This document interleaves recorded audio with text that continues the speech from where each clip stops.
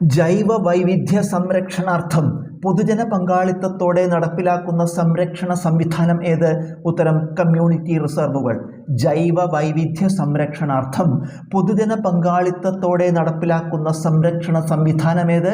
ഉത്തരം കമ്മ്യൂണിറ്റി റിസർവുകൾ. മത്സ്യത്തിൻ്റെ വിസർജനാവയവം ഏത്? ഉത്തരം വൃക്കകൾ. മത്സ്യത്തിൻ്റെ വിസർജനാവയവം ഏത്? ഉത്തരം വൃക്കകൾ. ഇടുപ്പല്ല്, തുടയല്ല് എന്നിവ ചേരുന്ന സന്ധി ഏത്? ഉത്തരം ഗോളരസന്ധി. ഇടുപ്പല്ല്, തുടയല്ല് എന്നിവ ചേരുന്ന സന്ധി ഏത്? ഉത്തരം ഗോളരസന്ധി. പേശികളെ അസ്ഥികളുമായി ബന്ധിപ്പിക്കുന്ന മാംസനാരുകൾ ഏതാണ്? ഉത്തരം ടെൻഡൻ. പേശികളെ അസ്ഥികളുമായി ബന്ധിപ്പിക്കുന്ന മാംസനാരുകൾ ഏതാണ്? ഉത്തരം ടെൻഡൻ. ഊനഭംഗം നടക്കുമ്പോൾ എന്ത് സംഭവിക്കുന്നു? ഉത്തരം ഒരു കോശം വിഭജിച്ച് 4 പുത്രികാകോശങ്ങൾ ഉണ്ടാകുന്നു. ഊനഭംഗം നടക്കുമ്പോൾ എന്ത് സംഭവിക്കുന്നു? ഉത്തരം ഒരു കോശം വിഭജിച്ച് 4 പുത്രികാകോശങ്ങൾ ഉണ്ടാകുന്നു. OPV ഏത് രോഗവുമായി ബന്ധപ്പെട്ടതാണ്? ഉത്തരം പോളിയോ. OPV ഏത് രോഗവുമായി ബന്ധപ്പെട്ടതാണ്? ഉത്തരം പോളിയോ. അഡ്രീനൽ ഗ്രന്ഥിയുടെ പുറം ഭാഗമായ കോർട്ടെക്സ് ഉത്പാദിപ്പിക്കുന്ന ഹോർമോണുകളേവ?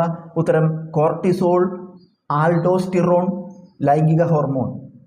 അഡ്രീനൽ ഗ്രന്ഥിയുടെ പുറം ഭാഗമായ കോർട്ടെക്സ് ഉത്പാദിപ്പിക്കുന്ന ഹോർമോണുകളേതെല്ലാം? ഉത്തരം കോർട്ടിസോൾ, ആൽഡോസ്റ്റിറോൺ, ലൈംഗിക ഹോർമോൺ. പീയൂഷ ഗ്രന്ഥിയുടെ മുൻദളത്തെ ഉത്തേജിപ്പിച്ച് ട്രോപ്പിക് ഹോർമോണുകളെ ഉത്പാദിപ്പിക്കുന്നതിന് സഹായിക്കുന്ന മസ്തിഷ്ക ഭാഗമേത്? ഉത്തരം ഹൈപ്പോതലാമസ്. പീയൂഷ ഗ്രന്ഥിയുടെ മുൻദളത്തെ ഉത്തേജിപ്പിച്ച് ട്രോപ്പിക് ഹോർമോണുകളെ ഉത്പാദിപ്പിക്കുന്നതിന് സഹായിക്കുന്ന മസ്തിഷ്ക ഭാഗമേത്? ഉത്തരം ഹൈപ്പോതലാമസ്. ഒരു സ്ത്രീയുടെ ജനിതക ഘടന ഏത്? ഉത്തരം 44+XX. പുരുഷൻ്റെ ജനിതക ഘടന 44+XY. ഒരു സ്ത്രീയുടെ ജനിതക ഘടന ഏത്? ഉത്തരം 44+XX.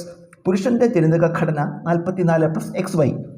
ഇമ്മ്യൂണോഗ്ലോബുലിൻ്റെ ആകൃതി എന്ത്? ഉത്തരം Y ആകൃതി. ഇമ്മ്യൂണോഗ്ലോബുലിൻ്റെ ആകൃതി എന്ത്? ഉത്തരം Y ആകൃതി.